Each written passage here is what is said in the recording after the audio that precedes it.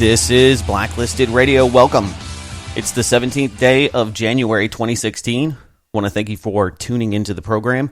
You could find me live 9 p.m. Central Standard Time at blacklistedradio.com along with the crew hanging out there.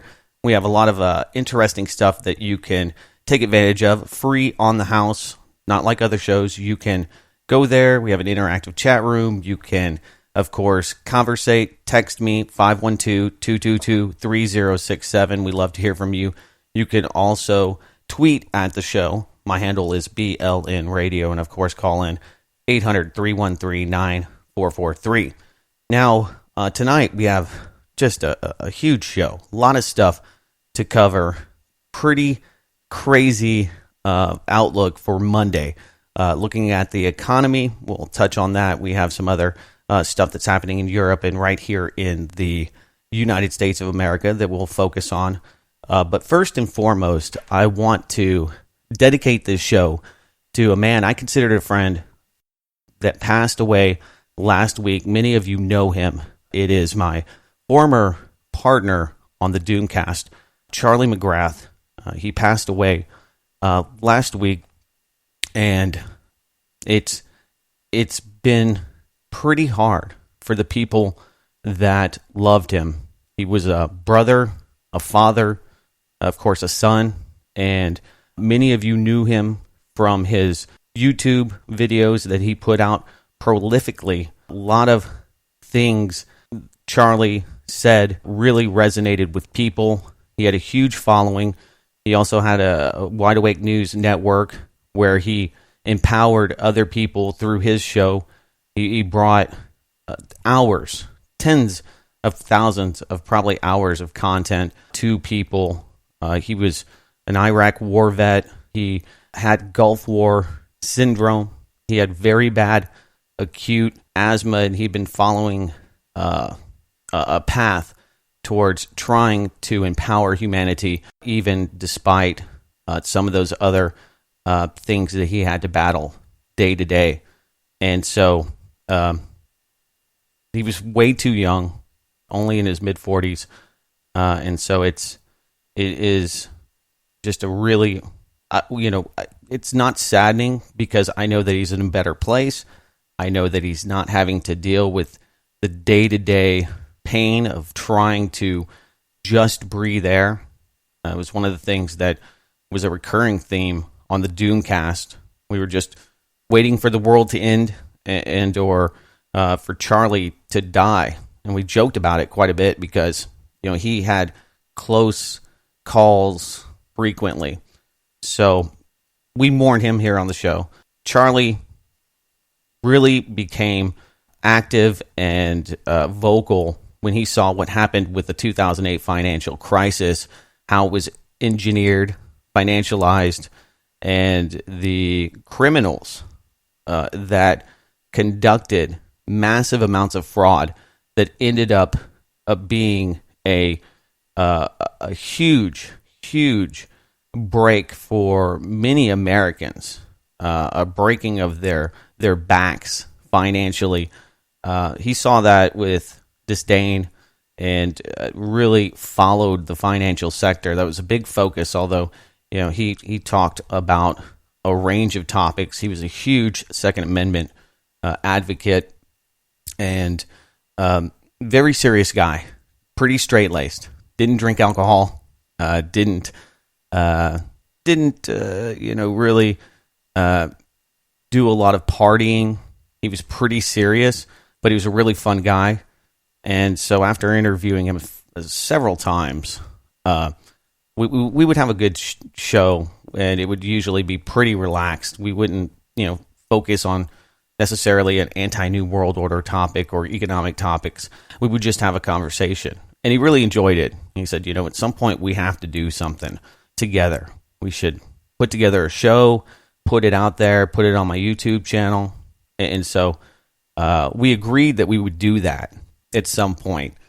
And then, finally, after I think it was almost a year of talking about it, we put out the very first Doomcast episode.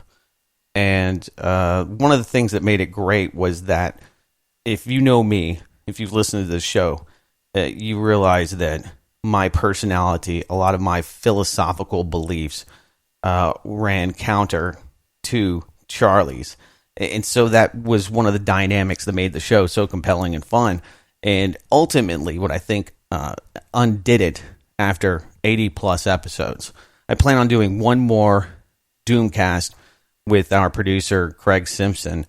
We talked to his sister, Bonnie, who is running the wideawakenews.com website and has for some time. And I'm not sure about the plans for the alternative media shows and some of the work that he was doing behind the scenes. But I imagine most of it will still be going forward. But she gave us permission to do one last Doomcast, and we'll put it on the channel. And of course, Craig has a podcast that he was doing with Charlie just recently called Guns and Politics, which I recommend listening to. All of the Doomcast episodes are still available on our Spreaker channel, and I think on the YouTube channel as well. So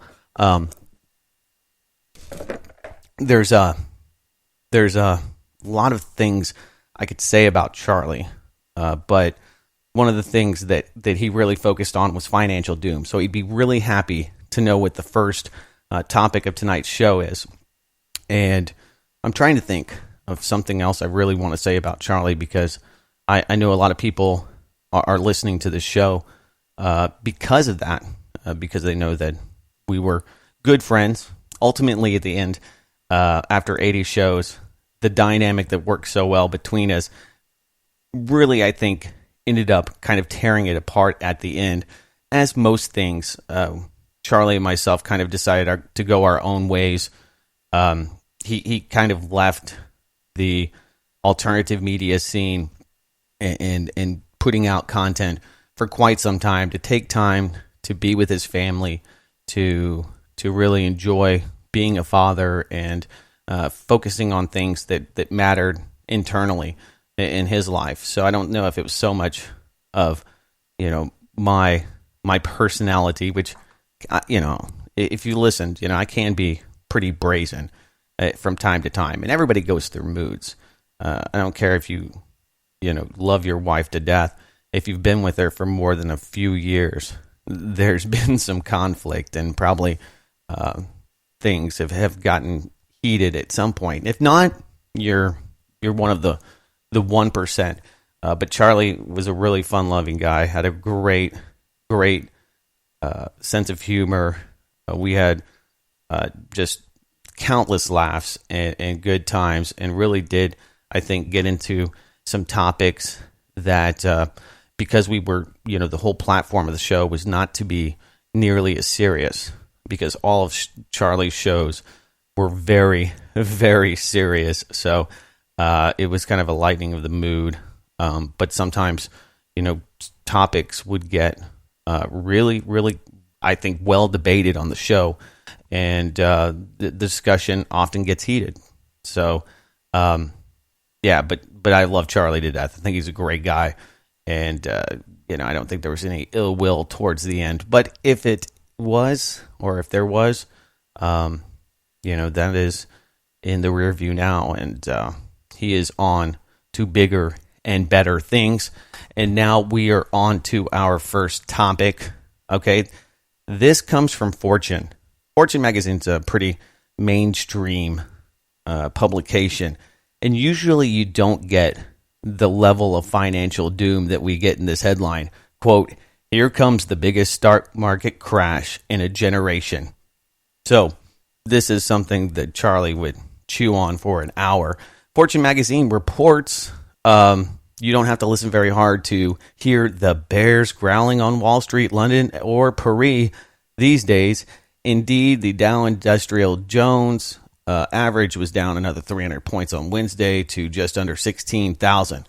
Which, if you think about that, 16,000 seems to be a huge number from just 5 years ago, where 16,000, the debate was, could it be breached? But we are so far past that point today.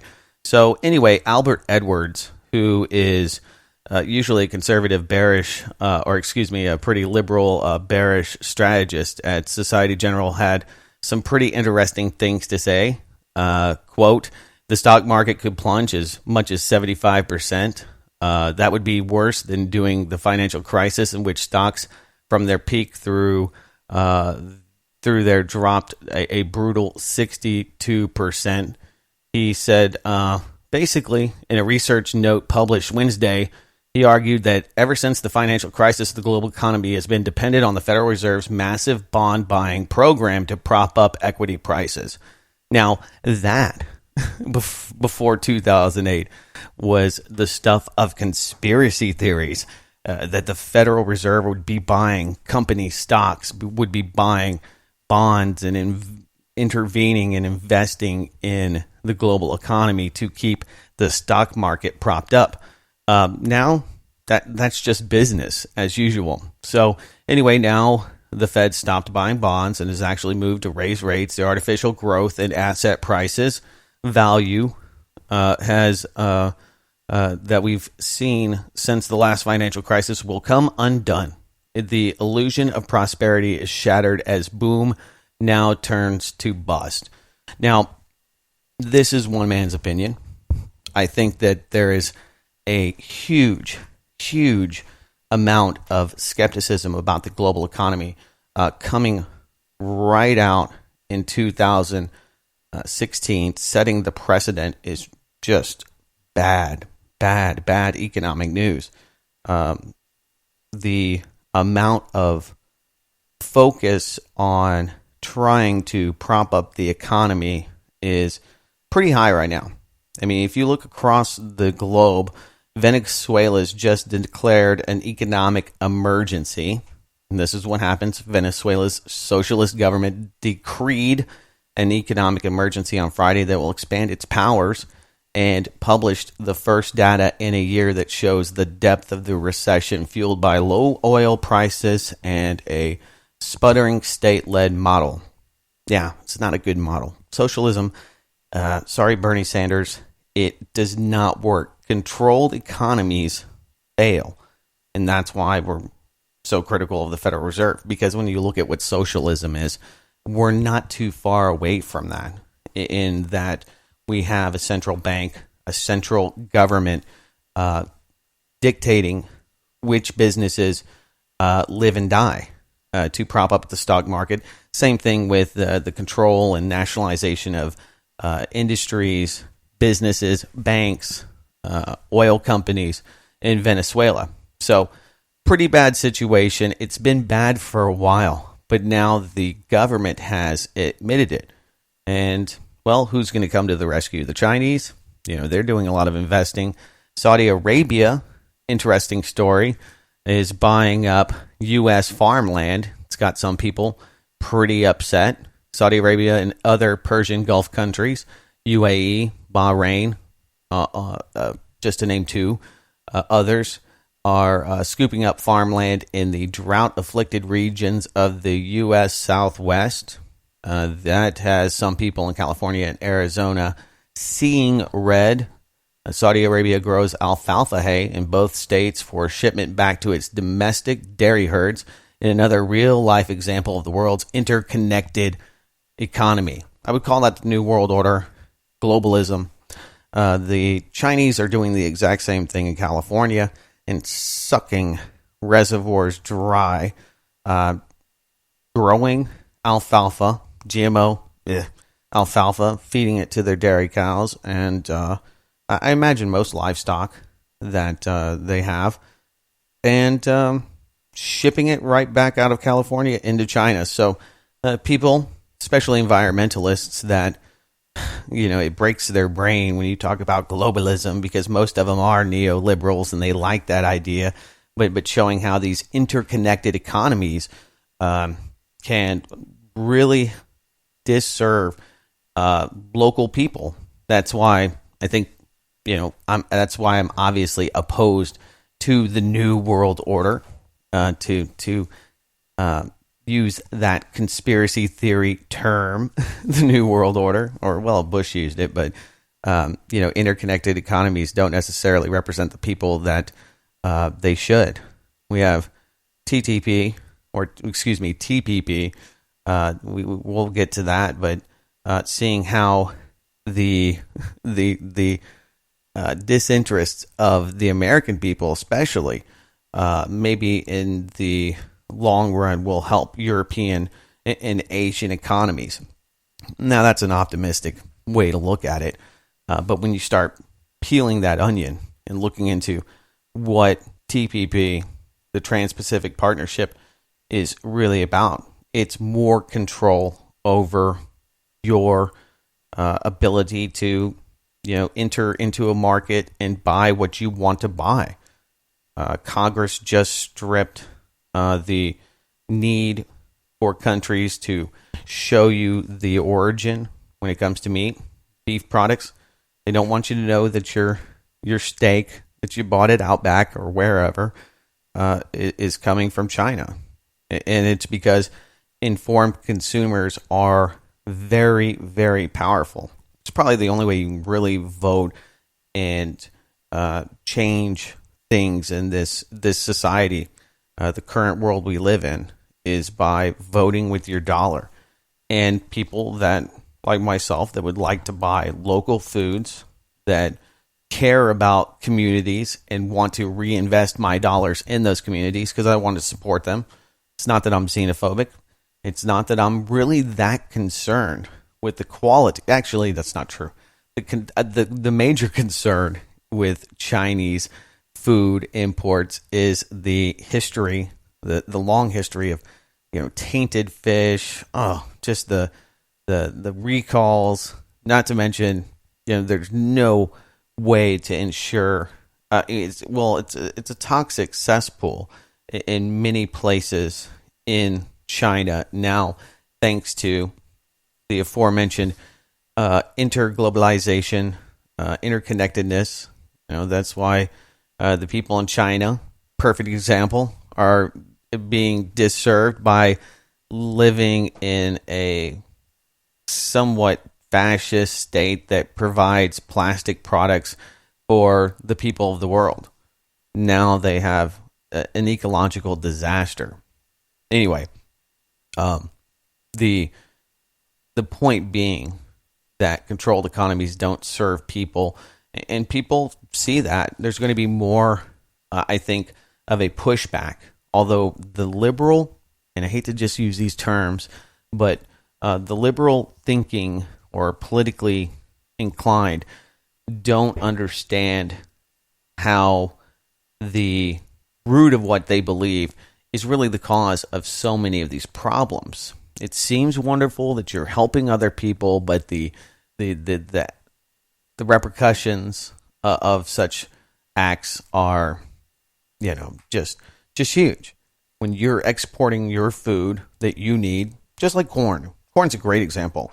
When we're using it to create ethanol rather than provide the world food and being able to have the breadbasket of the world. We aren't the breadbasket of the world any longer, but we could be if there was an infrastructure investment by the Federal Reserve or any of these other entities that love to give out money for all sorts of things.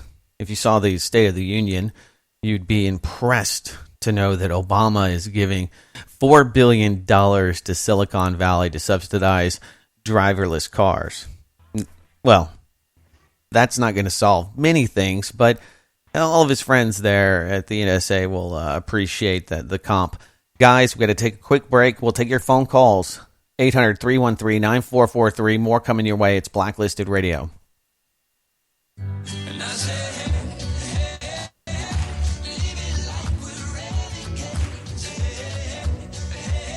All right, welcome back. This is Blacklisted Radio. I may have pissed off Sybil Edmonds. She's tweeting at me. Same for you, Doug. I don't know. Sorry. Yeah, maybe I said something that was incorrect. It happens from time to time, or I don't know. I get a kick out of it sometimes. I think that's why Charlie had to take a break. He was just like, oh my God, I'm so tired of people being hypercritical of everything I say. And so that was one of the things that I really liked about him. He was one of these guys that understood what was happening in the world, but still was able to keep a good sense of humor. Because life here today on planet Earth, it sometimes seems surreal. I know a lot of the stuff that we talk about is pretty depressing and grim. You know, when you look at the state of the economy, the majority of people being subjugated, and the huge gap ever expanding between the power and the powerless. It is somewhat maddening. All right.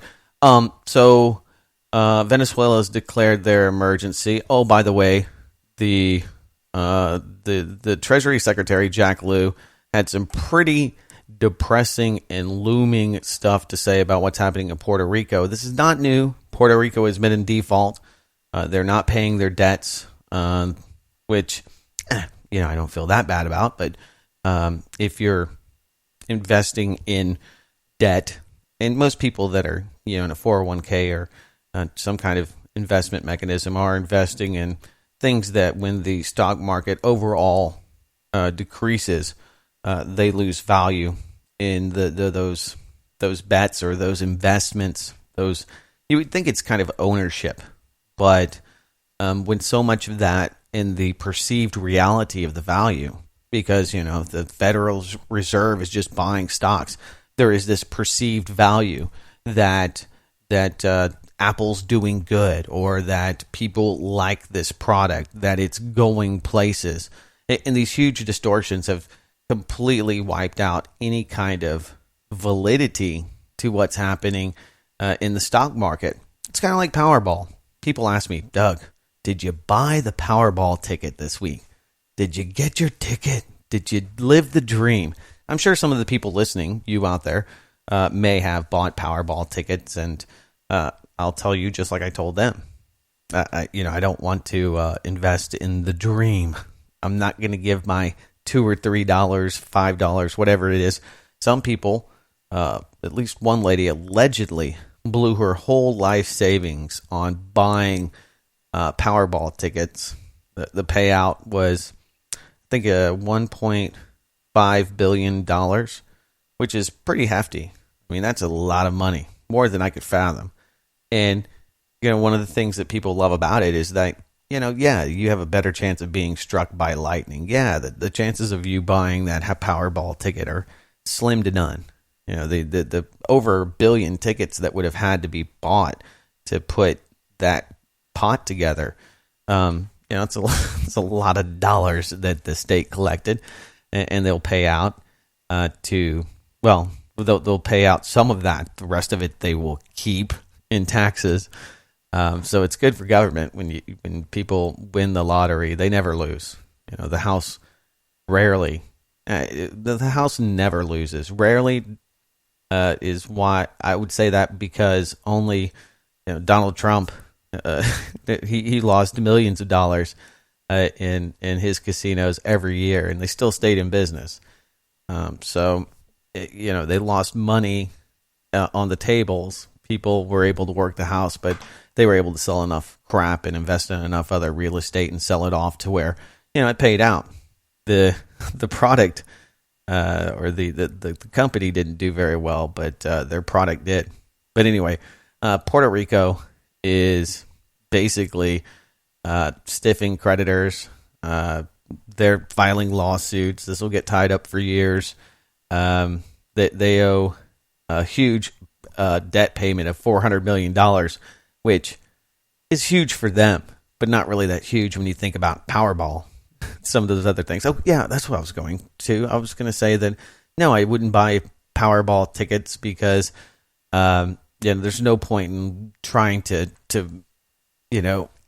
live out this fantasy of what you would do with all of this money. And, I talked to a friend, I guess Friday night, and he said, we sat around all day long talking about how we would spend that money. And his wife said, it's a daydream. And I was like, yep, just like America, you've got to be, or the American dream, you've got to be asleep to believe it. All right, guys, quick break. We'll be back with more. You can call in 800-313-9443. It's Blacklisted Radio. All right, welcome back. It's Blacklisted Radio. So, yeah, we talked about the $4 billion being subsidized by you, the taxpayer, for Silicon Valley, because it's a technology that, well, you would think would serve the majority of people. You know, not having to drive, having somebody be able to take you from place to place, especially for somebody like me that likes to have a few adult beverages, maybe at a concert, watching, being able to, I mean, it's one of the things that deters me from going out is having to drive into the city, dealing with traffic, dealing with people, dealing with parking. So I like the idea of autonomous vehicles, but when you look at how many people in this country rely and are employed by, truck driving and in transportation jobs, it's really like subsidizing the destruction of the economy. And so, I'm one of these people that thinks that technology is necessarily bad. I think it's great, it empowers, it can, but when you look at the financial system that we have today and how people really have been pushed into jobs and into industries that do not create any kind of benefit. And I if you're a tax processor, I mean, I hate to say this. I mean, you're making a living wage, but that is why we don't have a simple taxation system, or one of probably the many reasons, because H&R Block and all of these companies that get paid. I've got family. My uncle and aunt are both accountants and CPAs. But if you just had a simple tax, 10% across the board, or some other, or God forbid we didn't pay, we had a system that was voluntary, that would kill millions of jobs. So I think a big problem, and I don't have a solution for it, but it's something that we should think about, is that we've created so many jobs that just don't provide or benefit humanity in any tangible way. I mean, if you're a banker and you're just shifting money or investing money, you're turning dollar bills, but you're not creating anything, you're not building anything. And so when those kind of jobs get automated, and eventually they will, at some point you're not going to need some person to whip out a calculator and help you sign 5,000 documents to buy a home. Those kind of things are going to be gone. So that's one of the things I think that we really have to do is, especially if you listen to the show, is remaining relevant in the 21st century. I've got a 2-year-old son. I think about it all the time. You see so many people, and one of the big lies, I guess, of the Barack Obama procession, the State of the Union, was the economy and the jobs rate, the unemployment rate. It's absolutely mythical and magical and means nothing. So anyway, I guess that's why I take exemption to this. $4 billion, I mean, we could end poverty in this country. We could do a lot of, or at least, homelessness. We could do away with hunger. We could do a lot of stuff that would be really beneficial. We could be creating jobs that, with that money, that would actually create, benefit, value to society. But who wants that? I know. Anyway, what's happening in Europe is the destruction of the system, the security net of socialism. Socialism can work well. Social programs can work very well. Government-funded education, people want it. I can't think of anything that would scare me more than government-created facilities ran by the government and providing you government curriculum. And so it's kind of hilarious to me that people want that they think that would be better than, investing in a degree and paying some kind of market value for it. Although degrees they're not nearly as important as they once were because so many people have them, and so many of those degrees are in things like business, which is great when you're in business administration because you have to do taxes and you have to do all of these other things and keep up with HR. And sure, those things are required, but none of those things, other than, management is a huge skill. And I don't know if you can get that in college or not, dealing with people. One collar. What's that? You have one collar. Oh, no, I'm good right now. We'll try them at the break, but I appreciate it. So anyway, German finance minister proposes EU-wide petrol tax to pay for the refugee crisis. Here you go, another fine example of somebody who, Wolfgang Schwabel, who proposes tax that sees, the obvious problems that we have in providing for the German model for hundreds of thousands, if not millions, of new arrivals. It cannot be done without bankrupting the country. And basically, with the EU framework, of course, those bills are going to all of the other places around that are trying their best to deal with this humanitarian crisis. There's definitely no winners in this, and I think that most people side with the perceived victim, which would be the refugees and or the people living in these cities that are being overwhelmed and groped and raped by refugees. If you have a huge influx of people in general, you're going to have much more crime. But when you have this, what you have is forced multiculturalism, which doesn't, I haven't seen any examples of it working well. Here where I live in South Texas, we have a huge Hispanic population. My wife's Hispanic, my son's half Hispanic, and according to his birth certificate, he's human. But my mother-in-law's and father-in-law's lifestyle and traditions and values and culture don't veer very far from my father's culture and value system. Both. My father-in-law is distantly Catholic. My father is distantly Methodist, and you have this assimilation. You see it; it works well. It's not a big deal when people actually come together and merge cultures. It's not necessarily a bad thing. But when you bring people from the Middle East that, they don't think that women have as much value as men, and they don't look at women with mutual respect, that's a huge cultural problem. Now, besides taxing everybody in Germany and all of their gas, they have another great plan. If you've not seen this, you will be impressed. They have an infographic, a sticker that shows the difference between a woman in a bathing suit and a woman in a bra and her undergarments.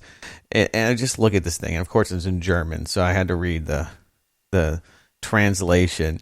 But it's it's pretty ridiculous. It's like something you see like at a McDonald's for training your employees on how to wash their hands. And this is a government solution, of course. This is what we will do. And I'm not bagging on all Middle Easterners, though. That's not what all people from those regions believe. But you do have a clash of cultures.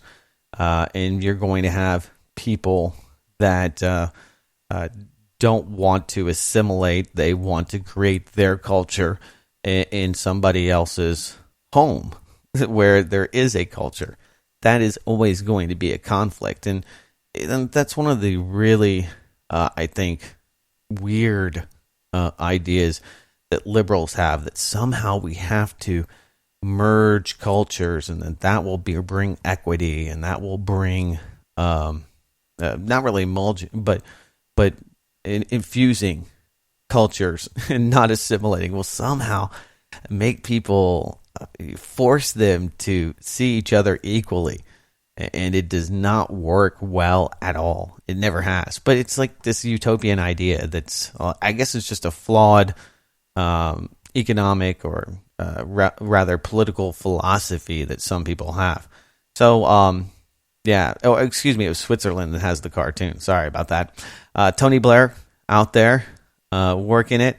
He says Britain must join EU army to fend off not the European invasion that's happening with huge amounts of refugees piling up. And of course, I feel bad for them as well, because the amount of disdain as well as the lacking accommodations. I mean, there's just, there's not toilets for 5 million people that are walking their way to Europe.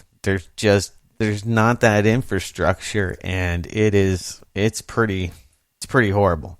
But anyway, they're going after the Eurosceptics, people like myself that are skeptical about this European utopia. Blair said the rise of China and India as a major global powers meant the balance of the global power may shift, and this probably scares the hell out of people like Tony Blair. If Britain wished to stay relevant, he argued, it must remain bound to Europe. He said smaller countries which have populations of below 100 million would be wise to rely on their geographical relationships to stay ahead of the game, and a major part of this involves a pan-European defense force. Now, that's boots on the ground, and to have some kind of pan-European whatever means that they would not have local control. Things like the Shenzhen agreement that have been thrown out the window now. Austria chunked that thing. They're actually going to put people back on the borders because of these kind of issues. So having some, figurehead in Brussels that is in charge of this EU army would probably not serve the national interest of most of these countries. But they have to keep selling this idea that we need to be aligned. We need this integration. And there was a big push back in, I guess it was like 2006, 2007, to have a NAFTA free trade corridor union, or what they called with a new currency called the Amero. It was going to unseat the dollar, and they were going to have the North American Union, and it would be Canada, Mexico, and all of our properties like Puerto Rico and other ones that aren't doing so well. We would have this huge NAFTA superstate. And I remember that freaked the hell out of me and just about everybody else that listened to the alternative media, this idea that we would have this integration, that we'd have these walls being the falsely perceived walls that do not really exist, that being torn down, and having hordes of people that we have 12 million guests here in the U.S., permanent guests. I don't know what the politically correct thing is to call them anymore. They're not illegal immigrants. Can't call them that. Can't call them... there's a list of things you shouldn't call people here that have crossed the border illegally, which, it makes no sense to even have a border if we're not going to stop anybody from coming into this country. So that whole dynamic is pretty laughable. So some people are so opposed to having a border, and some people think that would be the ultimate solution, having some physical iron grid around the United States. But it goes right back to this idea that we would have this super state because of our geographical mass. And sure, Mexico's got a lot of things that we could extractables. There's a lot of people there that are willing to work for less. So that could be a boom to the economy. And that's how some of these people think. Oh, yeah, cheap labor, all of that'd be great. And that'll boost the economy. I hear that with the refugee crisis. They're saying, well, the dismal dying population of Europe needs this boost. This is going to be good for the economy. And of course, if you're writing articles for Fortune and not actually having to work in the economy, it may seem like a good idea. If you're looking at the stock market or you have some myopic view of what's happening because you're looking at it through a computer screen, that might be okay. But when it comes to actually having to create real jobs, you hear this all the time. You have to have a living wage. You have to have the price on labor go up, and the government mandate more and more wages for the people, and mandate you having health care, and mandate all of these things that are, deeply, deeply recessing this economy. But they hold that idea, and I guess it's just cognitive dissonance, because at the same time, you want to have the same wage as somebody that just came across the border, and you want that person to be paid $15 an hour, even though they may not even speak English or be able. It's just like, wow.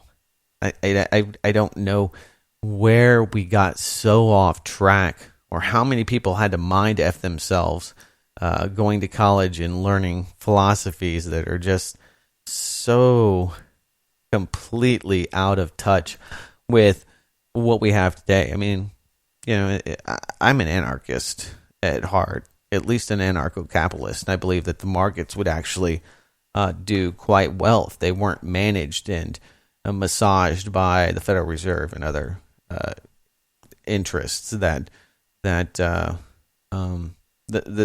have favor with the government. I think it would be much, much better. But when you have that, then you're going to have these like places like Mexico, where you have socialist-run government. It's nationalized most of the industries. There's wealth in the big cities and small communities, and the majority of people are piss poor. All right, guys, quick break. Final segment on the other side. Don't go anywhere. It's Blacklisted Radio.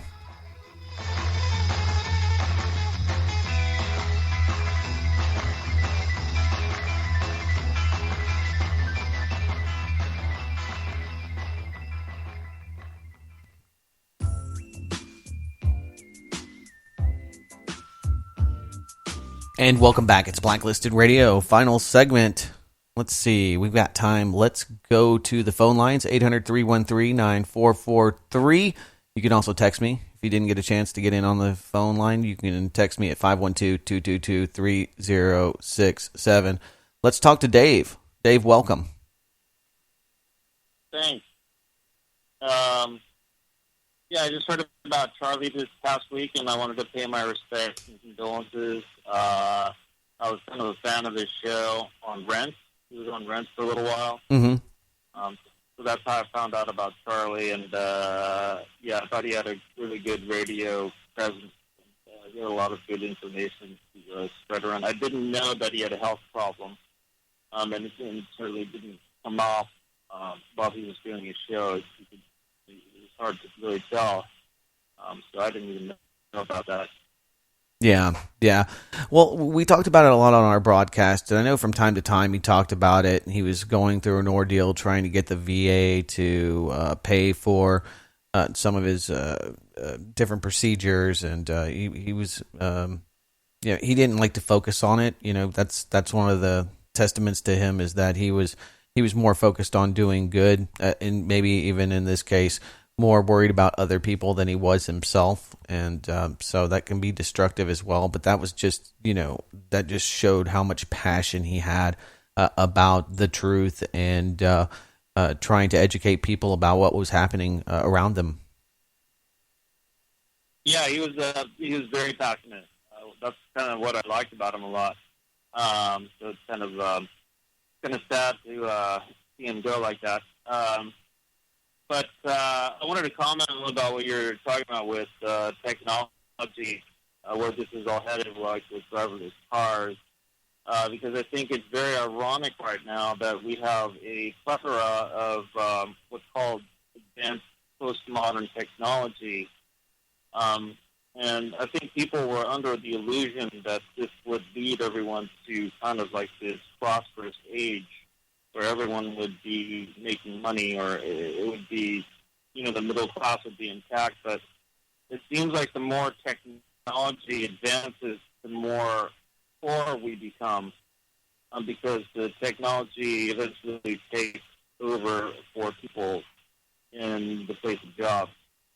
Right. Yeah, and we're not creating more jobs out there in return. And so, yeah, it's kind of a misnomer that we would think that our lives would be better. And some would say they are, because we have access to super fast supercomputers in our hands. We have digital cameras on us at all times. We have 600-700 horsepower motors in our Cadillacs. So the argument is the access that poor people have to technology that they would never have had, or to, the high-end clothes that they would not normally be able to buy, 50 years back, I think is a ruse. And I think that if you look at the quality of life and the amount of, purchasing power with those dollars versus wages, it's very clear that the average American is not better off, and the technology boom has not created this huge amount of jobs that we thought they would. Or some people. I never really thought that, but the academics and the status quo. Absolutely. All right, man. Well, thank you so much for the call, Patrick, and Charlie McGrath. I miss you, man. And we'll have to do that final Doomcast here in the next week or so. So look forward to that. It'll be on Charlie's YouTube page, and of course we'll put it up at blacklistedradio.com. Guys, thanks so much for your time. I appreciate it. I'll be back next week with another live edition. I hope you will join us as well. And until then, take care.